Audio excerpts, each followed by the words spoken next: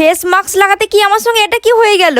দেখো সকালবেলা আমি ঘুম থেকে উঠে গেছি আর ভাবলাম আজকে একটু স্কিন কেয়ার করা যাক।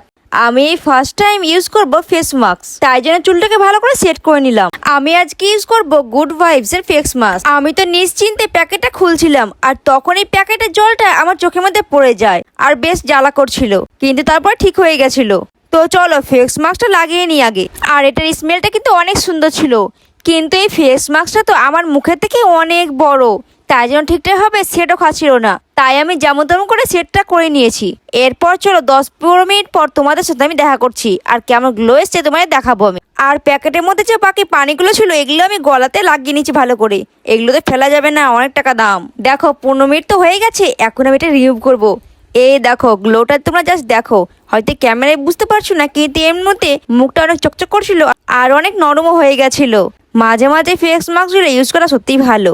এবার তোমরা একটা করে লাইক করে দিয়ে যেও, আর তোমরা কোনদিন ফেস মাস্ক ইউজ করেছো কিনা কমেন্ট অবশ্যই বলে যাবে।